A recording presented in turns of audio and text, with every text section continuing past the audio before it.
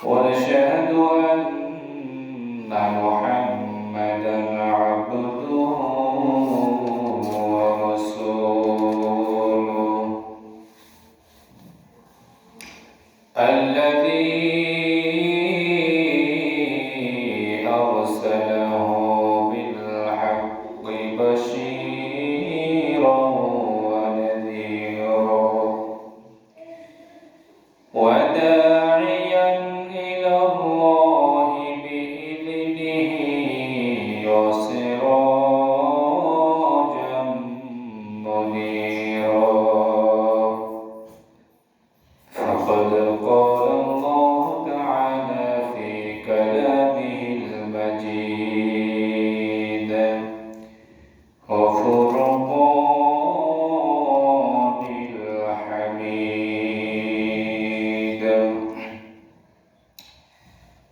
সকলেই জবান খুলে পড়ি আউযু বিল্লাহি মিনাশ শাইতানির রাজীম বিসমিল্লাহির রাহমানির রাহিম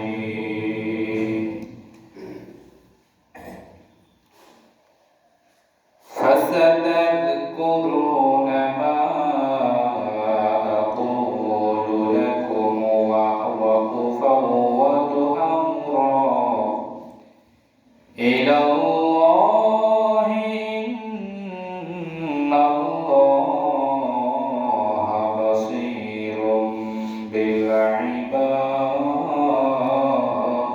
بالعباد صدق الله المولانا العظيم وصدق رسوله النبي الكريم قال النبي صلى الله عليه وسلم إن العلماء ورثة الأنبياء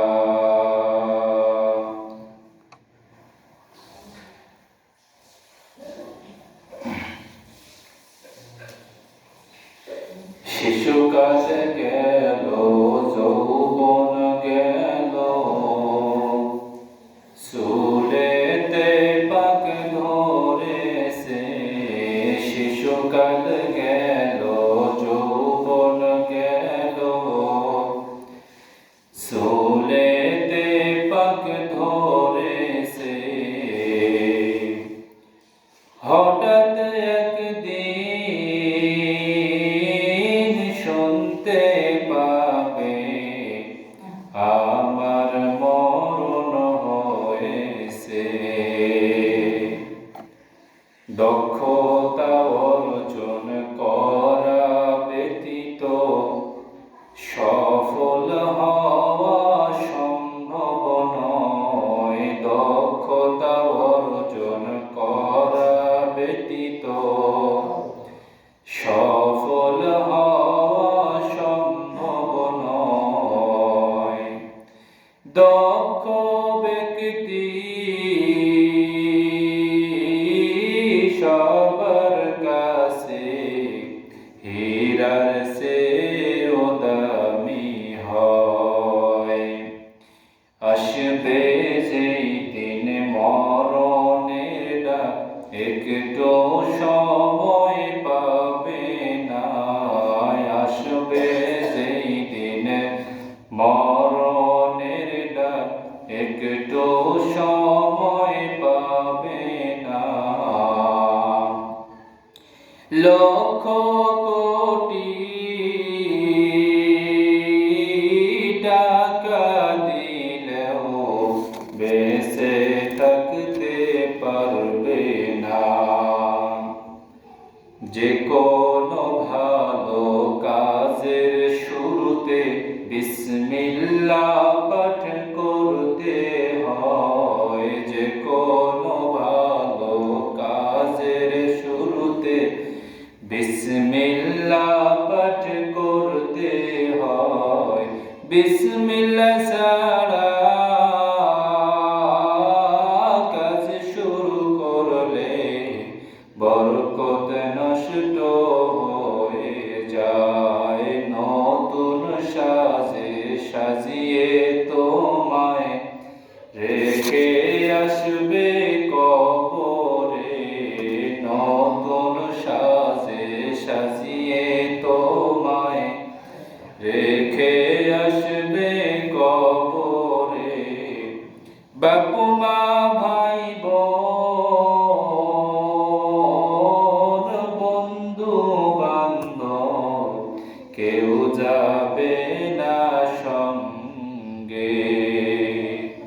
সকলে জবান খুলে পড়ি আলহামদুলিল্লাহ। সমস্ত প্রশংসা একমাত্র আল্লাহ তাআলার জন্য, যিনি আমাদেরকে আজকের এই জমাদিউল মাসের চতুর্থ জুম্মায় যিনি আমাদেরকে আল্লাহর ঘর মসজিদে আসার মতো তৌফিক দিয়েছেন। 22শে জমাদিউল আউয়াল, 14ই নভেম্বর, 29 কার্তিক বাংলা, যিনি আমাদেরকে এই দিনের মধ্যে দুনিয়ার অগণিত লক্ষ লক্ষ মানুষের মাঝ থেকে যাচাই বাছাই করে নির্বাচন করে আমাদেরকে আল্লাহর ঘর মসজিদে আসার মতো তৌফিক দিয়েছেন। এজন্য আমরা সকলেই সেই মহান মালিকের দরবারে কালিমাতুশ শুকর আদায় করছি। আমরা সকলে পড়ি আলহামদুলিল্লাহ।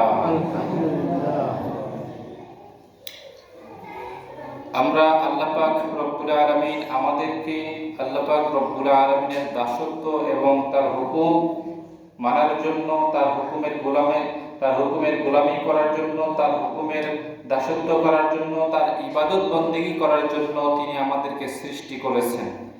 তবে আজকে আমরা এই বক্তব্য শুরুতেই মহান আল্লাহ পাক রব্বুল আলামিনের শুকরিয়া আদায়ের মাধ্যমে আজকে আমরা বক্তৃতা শুরু করলাম, যাতে করে আল্লাহ পাক রব্বুল আলামিন যেন আমি যে সমস্ত কথা বলবো আর আপনারা যে সমস্ত কথা শ্রবণ করবেন, এই সমস্ত কথা আপনারা শুনে সেই অনুযায়ী আপনাদের বাস্তব জীবনে আমল করতে পারেন। আল্লাহ আপনাদের সকলকে, আমাকে সহ আপনাদের সকলকে সেই তৌফিক দান করে। সকলে পড়ি আর জোরে পড়ি আমিন। আমরা গত জুম্মায় যে বিষয়ে কথা বলেছিলাম, এই বিষয়টি আজকে স্থগিত করা হলো। এটা অন্য কোনো একদিন বলা হবে, যেহেতু 2-3টা বিষয় মনে হয় বাকি আছে। আজকের যেটা মূল আলোচনা, এই আলোচনাটি হচ্ছে যে বর্তমান সমাজে যে দেশে আলেমদের উপরে জুলুম নির্যাতন চালানো হয়, যেই দেশে বা যে সমাজে বা যে জনপদে যে এলাকায় আলেমদের উপরে জুলুম নির্যাতন চালানো হয় বা আলেমদেরকে অসম্মান করা হয়, আলেমদের সঙ্গে যখন কথা বলা হয়, এই কথা বলার সময় যদি আপনার কথার মধ্যে মাধুর্যতা না থাকে, আপনার কথার মধ্যে যদি ভদ্রতা না থাকে, একজন আলেমের সঙ্গে যে আপনি কথা বলছেন, তার সঙ্গে কথা বলার সময় অবশ্যই আপনার ভাষাগুলো অবশ্যই সঠিক হওয়া উচিত, এবং যে আপনি আলেমের সঙ্গে কথা বলতে পারছেন, এর জন্য আপনাকে আল্লাহ তাআলার কাছে শুকরিয়া আদায় করতে হবে। কেননা যে ব্যক্তি একজন আলেমের সঙ্গে কথা বললো, ওই ব্যক্তি আলেমের সঙ্গে কথা বলেনি, ওই ব্যক্তি কথা বলেছে কার সঙ্গে? নবীজির সঙ্গে। আর যে ব্যক্তি নবীজির সঙ্গে কথা বলার সুযোগ পেয়েছে, সে ব্যক্তি আল্লাহর সঙ্গে কথা বলার সুযোগ পেয়েছে। কথা বলেন ঠিক কিনা?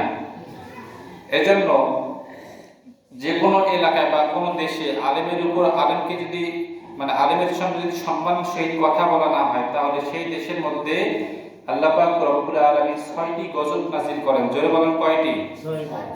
এই 6টি গজব আমরা এখন এই ধারাবাহিকতা অনুযায়ী 1 থেকে 6 পর্যন্ত পড়ব, আর আমাদের বাস্তব জীবনের সঙ্গে মিলাবো যে এইগুলো গজব আমাদের এলাকায় আছে কি না। যদি থাকে তাহলে অবশ্যই আমরা আলেমের সঙ্গে বেয়াদবি করেছি, কোনো এক জায়গায় আলেমের সঙ্গে অভদ্র ভাষায় কথা বলেছি, কোনো এক জায়গায় আলেমের উপর টর্চারিং করেছি, এরকমটা আপনি অবশ্যই মনে করবেন। নাম্বার 1, যে এলাকায় আলেমদেরকে অবমাননা করা হয়, সেই এলাকায় আল্লাহ তাআলা জ্ঞান উঠিয়ে নেন। জোরে বলেন কি উঠিয়ে নেন? জ্ঞান উঠিয়ে নেন। যেই এলাকায় আলেমদেরকে অপমাননা করা হয়, আলেমদেরকে কথার মাধ্যমে হোক আর যে কোনো কিছুর মাধ্যমে হোক, তার পারিবারিক মাধ্যমে হোক, টাকা পয়সা লেনদেনের মাধ্যমে হোক, আপনি তাকে যদি অবমাননা করার চেষ্টা করেন, তাহলে সেই এলাকা থেকে আল্লাহ পাক রব্বুল আলামিন জ্ঞান উঠিয়ে নেবে। তবে সেই জ্ঞানটা কিভাবে উঠিয়ে নেবে? জ্ঞান কি সরাসরি উঠিয়ে নেবে? না, আল্লাহ পাক রব্বুল আলামিন জ্ঞানকে, ইসলামের কোন জ্ঞানকে আল্লাহ রব্বুল আলামিন কখনো সরাসরি উঠিয়ে নেন না। এই জ্ঞানকে উঠিয়ে নেন মৃত্যুর মাধ্যমে। যেমন আমরা ইতিপূর্বে আমাদের আপনারা আপনাদের এই সমাজের মধ্যে ইতিপূর্বে কি কোনো আলেম মৃত্যুবরণ করে নাই? করছে কিনা বলেন? অবশ্যই করছে। তাহলে তার মাধ্যমে জ্ঞান আল্লাহ পাক রব্বুল আলামিন আস্তে আস্তে ধীরে ধীরে উঠিয়ে নিচ্ছে। যদি আপনি কোনো আলেমকে অপমান করার চেষ্টা করেন কিংবা কোনো আলেমের সঙ্গে আপনি অভদ্র ভাষায় কথা বলেন, সে আলেমকে আপনি যদি সম্মান দিয়ে কথা না বলেন, তাহলে এলাকা থেকে জ্ঞান কি করে নেবে? উঠিয়ে নেবে। কিসের মাধ্যমে? আল্লাহ পাক কি সরাসরি জ্ঞান উঠিয়ে নেবে? না, সরাসরি জ্ঞান উঠিয়ে নেবে না। আল্লাহ পাক রব্বুল আলামিন তাদের জ্ঞানকে উঠিয়ে নেবে মৃত্যুর মাধ্যমে। যেমন কয়েকদিন আগে আমাদের এই সমাজের মধ্যে একজন ভাই এসেছিলেন কি করার জন্য? কালেকশন করার জন্য। সে কি বলেছে? তার ক্যান্সার হয়েছে, আরো হাত ভেঙে গেছে, আরো শরীরের মধ্যে কি কি যেন সমস্যা। হ্যাঁ, আমাদের সমাজে আর্মি বলেছিল যে আপনার আইডি কার্ড দেখান, আর এসেছে বলছে যে আপনার আইডি কার্ড দেখান। আমিও তাকে বলেছিলাম যে আপনার আইডি কার্ড দেখান। আইডি কার্ড দেখাতে পারেনি, বলছে আমি আগামীকালকে দেখাবো, আমি আগামীকালকে ওই মসজিদে আসবো। আমি পরের দিন সংবাদ পেয়ে সেখানে গিয়েছিলাম। ভাই আপনার আইডি কার্ড দেখাতে চেয়েছিলাম, আমাকে আসতে বলছিলেন, এজন্য আমি এখানে এসেছি। কিন্তু ওই সমাজের কোনো একজন ব্যক্তি আমাকে বলেছে যে আপনি মনে হয় ব্যবসা করতে আসছেন, তার আইডি কার্ড নিয়ে আপনি তাকে নিয়ে বিভিন্ন জায়গায় যাবেন, যাওয়ার পরে ব্যবসা করবেন, অথবা আপনি চলে যান। এটা কি আলেমের সঙ্গে ভদ্রতা নাকি অভদ্রতা? অবশ্যই অভদ্রতা। যদিও এটা আমাদের এই গ্রাম, পাশাপাশি গ্রাম, হ্যাঁ পাশাপাশি গ্রাম, কিন্তু আমি যদিও আলেম হতে পারিনি, কিন্তু আলেম হওয়ার যে কিতাবগুলো পড়তে হয়, একটা কিতাব হলে তো পড়েছি, একটা কিতাব হলে পড়েছি, কিন্তু আমাকে এভাবে বলা হয়েছে আপনি আইডি কার্ড খুঁজতেছেন কেন? নিশ্চয় আপনি ব্যবসা করবেন। বললাম যে ভাই আইডি কার্ড খুঁজলে যে ব্যবসা করে, কিন্তু আপনারা যে দানটা করতেছেন ভাই, এই দানটা সঠিক জায়গায় পৌঁছান, এই দানটা সঠিক জায়গায় যাচ্ছে কিনা এটা আমি যাচাই বাছাই করার জন্য এসেছি। কিন্তু তার পরিচয় তো আমরা যেহেতু দান করতেছি, আপনারাও দান করতেছেন, আমাদের সমাজ থেকেও দান করেছে, কিন্তু তার সঠিক পরিচয়, পরিচয় গোপন রেখে কোনো কিছু করা যায় না। ইসলামের দৃষ্টিকোণ থেকে এটা হারাম। তবে পরিচয় প্রকাশ করে সবকিছু করতে হবে। আমি তার আইডি কার্ড চেয়েছি, এবারে এই নয় যে আমি তার আইডি কার্ড নিয়ে ব্যবসা খুলবো, ব্যবসা করব। আমাকে এরকম ভাবে বলা হয়েছে, আমি মনের মধ্যে কোনো কষ্ট পাইনি। তারপরে আমার এই হাদিসগুলো মনে হয়েছে যে যে এলাকায় আলেমদের উপরে আলেমদেরকে অসম্মান করা হয়, অবমাননা করা হয়, কথার মাধ্যমে হোক আর যে কোনো কিছুর মাধ্যমে হোক, ওই এলাকা থেকে আল্লাহ রব্বুল আলামিন জ্ঞানকে উঠিয়ে নেন। এটা সরাসরি না, এটা মৃত্যুর মাধ্যমে জ্ঞান উঠিয়ে নেন। সুতরাং আলেমদের সঙ্গে যখন কথা বলবেন, আলেমদের সঙ্গে কথা বলার সময় মাধুর্যতার সহিত কথা বলবেন, ভদ্র ভাষায় কথা বলবেন, নম্র ভাষায় কথা বলবেন।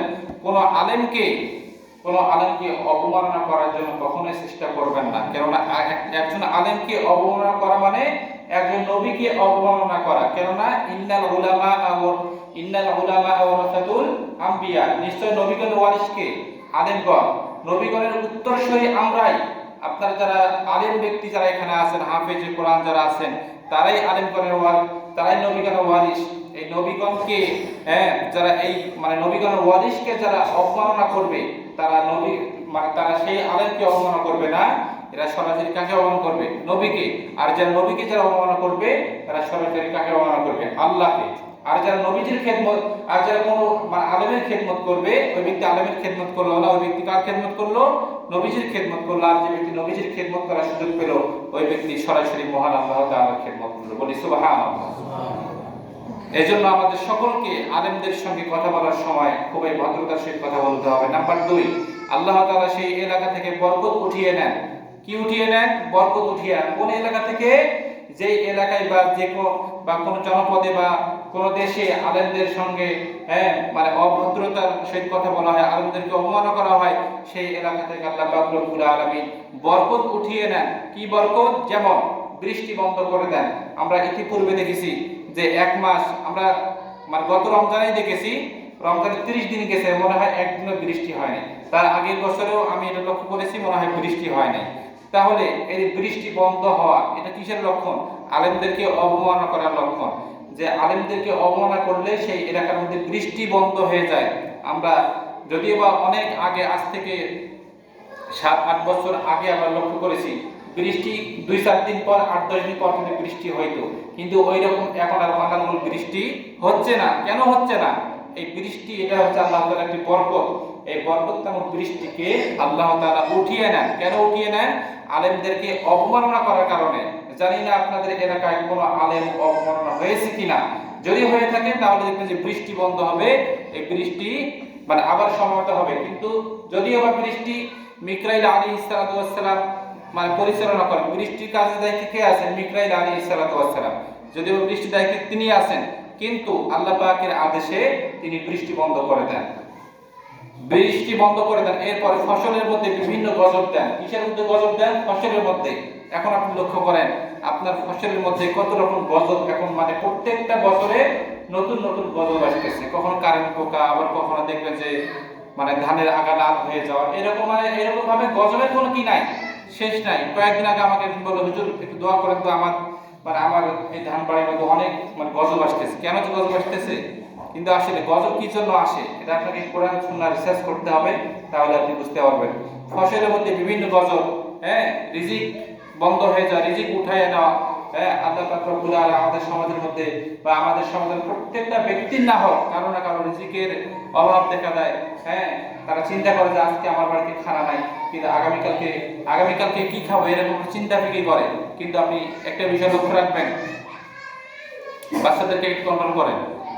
একটা বিষয় লক্ষ্য রাখবেন, যে সমাজে আলেমদেরকে অবমাননা করা হয় সেই সমাজ থেকে রিজিকও কি হয়ে যায়? উঠিয়ে যায়। নাম্বার 3 ভালো করে মনে রাখবেন, যে সমাজে আলেমদেরকে অবমাননা করা হয়, আলেমদের সঙ্গে ভদ্রতার সাথে কথা বলা হয় না, সেই সমাজের মধ্যে মানুষের মধ্যে হিংসা বৃদ্ধি হয় এবং ভাই ভাইয়ের শত্রু হয়ে যায়। আপনি আজকে এই মানে বক্তব্যের মাঝ থেকে লক্ষ্য করবেন, আজকে আমাদের পরিবারগুলোতে মানে প্রত্যেকটা পরিবেশ কম বেশি প্রত্যেকটা পরিবারেই ভাই ভাইয়ের সঙ্গে কোনো আন্তরিকতা নাই।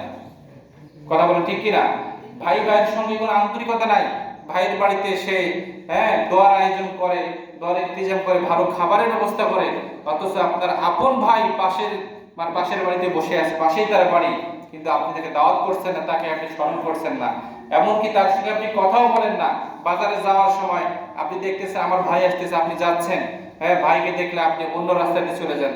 এরকম ব্যক্তি আমাদের সমাজে আছে না? অবশ্যই আছে। এটা কেন হয়? যে আলেমদেরকে অবমাননা করার কারণে। আপনি এখন আপনি যে কোনো ভাবে আলেমকে আপনি অপমান করতে পারেন। আপনি যে কোনো ভাবে অবমাননা করলে আপনার সমাজে, আমাদের এলাকা, আমাদের দেশে এই ধরনের কালচারগুলো দেখা দিবে। এখন আপনি লক্ষ্য করেন আপনার পরিবারে আপনার ভাইয়ের সঙ্গে আন্তরিকতা আছে? নাই। মায়ের সঙ্গে সন্তানের অমিল হয়ে যাবে, মায়ের সঙ্গে সন্তান কি হয়ে যাবে? অমিল হয়ে যাবে। আজকে আপনি সমাজের বুকে লক্ষ্য রাখুন, হ্যাঁ, অনেকের মা দেখবেন যে বাড়ির বাহিরে শুয়ে থাকে, কিন্তু সন্তানেরা বাড়ির ভিতরে আরামদায়ক বিছানার মধ্যে শুয়ে থাকে। এটা কি ওই সন্তানের জন্য কি মানে শোভনীয় নাকি অশোভনীয়? অবশ্যই অশোভনীয়। এই সমাজের মধ্যে এমন ব্যক্তি আছে, আমাকে বলেছে, হুজুর আমার ছেলেটা আমার সঙ্গে কথা বলে না, কি বলে না, কথা বলে না, আমি যে কি অপরাধ করেছি। কথাটা শুনে আমি অনেক কষ্ট পেয়েছি। সে যদি আজকে এখানে উপস্থিত হয়ে থাকেন, আপনাকে বলছি ভালো করে, মার সঙ্গে তো কথা বলছেন, এই জন্য তো বেয়াদবি করেছেন। আজকে বাড়িতে গিয়ে মায়ের পায়ে ধরে ক্ষমা চাবেন, মায়ের হাত ধরে ক্ষমা চাবেন, মা আমি ইতিপূর্বে যা করেছি, ভুল করেছি, যে আপনি আমাকে ক্ষমা করে দেন। তাহলে দেখবেন যে মার কাছে ক্ষমা চাওয়ার আগেই তিনি আপনাকে ক্ষমা করে দিয়ে দেবেন, অবশ্যই ক্ষমা করে দেবেন। মার সঙ্গে নাকি কথা বলে না, কেন কথা বলে না? কি জন্য কথা বলে না? এই জন্য কথা বলে না, এই সমাজে হোক বা আশেপাশে হোক, কোনো একজন আলেমের সঙ্গে কোনো একজন আলেমকে অবমাননা করা হয়েছে যে কোনো ভাবে, আপনি একটু অন্তরের সঙ্গে চিন্তা ফিল করে দেখুন। আমরা এই গত রমজানের কথা বলি, গত রমজানে ইফতারি করতেছিলাম, তখন কোন একজন ব্যক্তি বলেছিল যে হুজুর কি মরণের খাওয়া খাইতেছে নাকি, এত দেরি হয় কি জন্য আসতে? এই কথাও বলেছে। এখানে কি জন্য বলেছে? এরা একজন মানে আলেমকে অবমাননা করার মতো একটি কথা। এগুলো বলা যাবে না, এগুলো থেকে আমাদের সকলকে দূরে থাকতে হবে। আর হাক্কু মুররুন, যে ব্যক্তি হক কথা বলবে, হক কথাগুলো অপরের চোখের মধ্যে খারাপ লাগবে। আপনার মধ্যে যদি এই সমস্ত কালচার থাকে, এই সমস্ত বদ অভ্যাস থাকে, তাহলে আপনাকে অবশ্যই খারাপ লাগবে। আর খারাপ লেগে তো কোনো লাভ নেই। হক কথাগুলো আমাদের সকলকে প্রকাশ করতেই হবে। আমরা সকলে আলোচনাগুলো ভালো শ্রবণ করি। নাম্বার 4, যে আলেমের উপরে জুলুম করা হয়, যে আলেমের উপরে জুলুম নির্যাতন চালানো হয়, আল্লাহ পাক রব্বুল আলামিনের হাবিব সাল্লাল্লাহু আলাইহি ওয়াসাল্লাম বলে, ওই আলেমের দোয়া সরাসরি আল্লাহ পাক রব্বুল আলামিন কবুল করে নেন। আমরা ইতিপূর্বে কয়েকদিন আগে দেখেছি একজন ইসলামিক বক্তা, হ্যাঁ, যিনি কোরআনের হাফেজ, যিনি এত সুন্দরভাবে তিলাওয়াত করেন, তিনি এক মাহফিল থেকে তার মাদ্রাসায় ফিরতেছিলেন, তার কাছে 40,000 টাকা ছিল। হ্যাঁ, তাকে ডাকাত ধরছে, বলছে ভাই আমার মাদ্রাসায় এতিম বাচ্চাদের আমি চাউল কেনার জন্য এই 40,000 টাকা আমি আমার কাছে রেখেছি, আমি মাহফিল থেকে 5,000 টাকা হাদিয়া পেয়েছি ভাই, আপনি এই টাকাটা নেন। কিন্তু এতিম বাচ্চাদের জন্য আমি 40,000 টাকা রেখেছি চাউল কেনার জন্য, আমি নিজে প্রতিষ্ঠান দিয়েছি। হ্যাঁ, কিন্তু শেষ পর্যন্ত এই ডাকাতের দল তাদের কথা না শুনে, ওই আলেমের কথা না শুনে তার কাছ থেকে 40,000 টাকা নিয়েছে। এরপরে যে 5,000 টাকা ছিল মাহফিল থেকে হাতিয়ে 5,000 টাকা পেয়েছে, এই 5,000 টাকাও নিয়েছে। আবার কি বলছে, হুজুর আমরা আপনার বয়ান শুনি, কিন্তু আমরা আপনার বয়ান শুনি, আমাদেরকে মাফ করবেন। দেখেন মানে কত বড় বেয়াদব, মানে আলেমকে কষ্ট দিল, এতিম বাচ্চাদের হক নষ্ট করলো। আবার কি করতেছে, আবার কি বলতেছে আলেমদেরকে, মানে আমি আপনার বয়ান শুনি, আপনার বয়ান ভালো লাগে, আমাদেরকে বেয়াদবি মাফ করবে। তাহলে কত বড় বেয়াদব, চিন্তা করেন। এজন্য আলেমদেরকে কষ্ট দেবেন না, আলেমদের উপর জুলুম করবেন না। এটা নিশ্চয় ওই আলেমের উপরে কি করা হয়েছে, জুলুম করা হয়েছে। কি করা হয়েছে? জুলুম করা হয়েছে, এতিম বাচ্চাদের হক মেরে খেয়েছে। তাহলে কি সেই এলাকায় কি মানে এই 6টা গজলের মধ্যে কোন একটা গজল নাজির হবে কিনা বলেন? অবশ্যই নাজির হবে। নাম্বার 5, যেই সমাজে আলেমদের উপর জুলুম নির্যাতন করা হয়, সেখানে বিপদ মহামারী দেখা যায়, করোনা ভাইরাস দেখা যায়, হ্যাঁ, বিভিন্ন ক্যান্সার দেখা যায়। আমাদের সমাজগুলোতে এখন কোনো ব্যক্তির ক্যান্সার রোগে আক্রান্ত, হ্যাঁ, মনে করেন যে কারো কিডনি রোগে আক্রান্ত, এরকম ভাবে বিভিন্ন রোগে আক্রান্ত। তো যাই হোক, আজকে আমরা এই 5 পর্যন্ত কথা বললাম, যেহেতু সময় অনেক কম। আগামী জুম্মায় শুধু 6 নম্বরটা বলবো, আল্লাহ পাক যদি সেই তৌফিক ইনায়েত করেন। আর আমি আজকে যে কথাগুলো বললাম, এই কথাগুলোর মধ্যে আপনাদের যদি কোনো বলার মতো কিছু থাকে, তাহলে এখন বলেন যে হুজুর আপনি এই কথাটা কেন বললেন, এই কথাটা মিথ্যা বলছেন, এখন বলেন। কিন্তু পরে 4 দোকানে গিয়ে বলবেন যে হুজুর আজকে আবার এই কথাটা বললো, এই কথাটা আমার বিরুদ্ধে চলে গেছে। যদি আপনার কিছু বলার থাকে এখন বলেন, আর যদি কিছু বলার না থাকে তাহলে পরবর্তীতে 4 দোকানে কিংবা হাট বাজারে কখনো সমালোচনা করতে পারবেন না। ঠিক না ভাই? ঠিক। আমাদের সমাজটা তো সমালোচনায় ভরে গেছে, এতভাবে বলার পরে যে আলেমদের সমালোচনা করবেন না, তবু আলেমদের সমালোচনা হচ্ছে। এগুলো আমাদের আমার কানের মধ্যে আসে। এখানে তো আমার পক্ষেও থাকতে পারে, আমার বিপক্ষেও থাকতে পারে। আপনি যেখানে আলেমদের সমালোচনা করেন না কেন, এগুলো তো আমার কানের মধ্যে আসতেও পারে। এই জন্য আলেমদের সমালোচনা থেকে দূরে থাকবেন। আর একটা বিষয়, সেটা হচ্ছে আমাদের সমাজে নামাজি কমে যাচ্ছে। এর কারণটা কি? পরামর্শ চাচ্ছি আপনাদের কাছে। যেমন এই এখন ঠান্ডা আসতেছে, নামাজি কমে যাচ্ছে। এটা কি ঠান্ডার কারণে নাকি হুজুরের কারণে? বলেন। নামাজি তো আমাদের সকলকে বাড়াইতে হবে, তাই না? এটা আপনার কত সুন্দরভাবে আল্লাহর ঘরকে আপনারা সাজিয়েছেন, হ্যাঁ, কিন্তু নামাজি তো সাজাইতে হবে, ঠিক না বেটি? নামাজি সাজাইতে হবে কিনা? অবশ্যই সাজাইতে হবে। ফজরের নামাজের মধ্যে কোনোদিন এক কাতার মানুষও হয় না, অথচ এখন দেখেন কতগুলো আল্লাহর ওলি, কতগুলো মানুষ এখানে উপস্থিত হয়েছে। আসরের নামাজ কোথায়? আসরের নামাজ কি রাস্তায় নাকি দোকানে? আসরের নামাজ আপনি যদি দোকানে যান, আপনার দোকান থেকে যে মসজিদ নিকটবর্তী হয় আপনি সেখানে পড়বেন। বাসায় ফজরের সময় বাসায় থাকে, নিশ্চয়ই আপনি ফজরে আসতে পারেন, কিন্তু ফজরে না আসে আপনি বিছানার মধ্যে শুয়ে থাকেন। আল্লাহ রাসূল একটি হাদিসের মধ্যে বলেছেন, যে ব্যক্তি ফজরের নামাজ পড়বে না, ফজর থেকে জহর পর্যন্ত তার মাথার মধ্যে পাথরের আঘাত করা হবে। এই পাথরের আঘাতের কারণে সে মাটির নিচে ঢুকে যাবে, আবার তাকে মাটির নিচ থেকে বের করে আবার তাকে তার মাথার মধ্যে পাথরের আঘাত করা হবে। ফজর থেকে জহর পর্যন্ত। কি কারণে? ফজরের নামাজ না পড়ার কারণে। এখন আজকে বলেন ফজরের নামাজ কে পড়ছেন? ফজরের নামাজ পড়ছেন কেউ? পড়েন নাই। আপনারা পড়ছেন,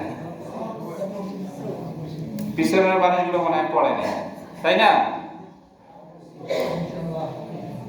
এজন্য আমাদের সকলকে নামাজের প্রতি যত্নশীল হতে হবে। যদি নামাজ না পড়ে অন্ধকার কবরে যাই, তাহলে আমরা তখন বুঝতে পারবো যে আসলে যে নামাজ না পড়ার কারণে যে আজকে কি শাস্তি হইতেছে, এটা আপনি তখন বুঝবেন। কিন্তু তখন বুঝে আমাদের কোনো লাভ হবে না। আজকের কথা বলি, আজানের পরে কোনো মুসল্লি নাই, আজান হয়ে গেছে কেউ নাই, কিন্তু আজকের কথা বলি কেন নাই? যে নামাজের যে আজানের সঙ্গে সঙ্গে মসজিদে আসার যে একটি কুরবানির যে একটা শখ একটা ফজিলত আছে, এটা আমাদের বিশ্বাস হয় আবার হয় না।